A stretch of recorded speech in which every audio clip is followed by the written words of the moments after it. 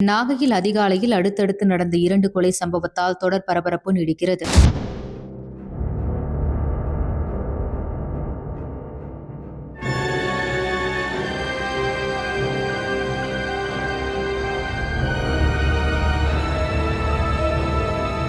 நாகப்பட்டினம் ரயில் நிலையம் அருகே உள்ள சரக்கு ரயில் நிறுத்தி வைக்கப்படும் பிளாட்பாரத்தில் வழக்கம் போல் மக்கள் என்று வாக்கிங் சென்றனர். அப்போது தண்டவாளம் அருகே ரத்த வெள்ளத்தில் வாலிபர் ஒருவர் இறந்து கிடந்ததை கண்டு உடனடியாக நாகை நகர போலீசாருக்கு தகவல் தெரிவித்தனர். அதன் பேரில் அங்கு வந்த நாகை போலீசார் தண்டவாளம் அருகே படுகொலை செய்யப்பட்டு கிடந்த நபர் யார் என விசாரணை மேற்கொண்டனர். முதற்கட்ட விசாரணையில் இவர் அக்கரைப்பேட்டை டாடா நகரில் வசிக்கும் மீனவர் அருண்குமார் என்பதும், இவரை அதிகாலையில் மர்ம நபர்கள் இருவர் கட்டையால் தலை, முகம் உள்ளிட்ட பகுதியில் அடித்து கொலை செய்து அங்கிருந்து தப்பிச் சென்றதும் தெரிய வந்தது. இதனையடுத்து அங்கு கிடந்த கட்டை உள்ளிட்ட பல தடங்களை சேகரித்த காவல்துறையினர் உயிரிழந்து கிடந்த மீனவரின் உடலை மீட்டு உடற்கூறு ஆய்வுக்காக அரசு மருத்துவமனைக்கு அனுப்பி வைத்தனர். இந்த கொலை சம்பவம் குறித்து தனிப்படை போலீசார் களத்தில் இறங்கி விசாரணை மேற்கொண்டிருந்த நிலையில் நாகை அரசு மருத்துவமனை வாசலில் பெண் ஒருவர் இறந்து கிடப்பதாக போலீசாருக்கு தகவல் வந்தது. இதனையடுத்து நாகை டிஎஸ்பி ராமச்சந்திரமூர்த்தி தலைமையிலான போலீசார் அங்கு உடனடியாக விரைந்தனர். அப்போது அரசு மருத்துவமனை வாசல் அருகே பெண் ஒருவர் இறந்து கிடந்த நிலையில் பெண்ணின் உடல் அருகே கைலி ஒன்றும்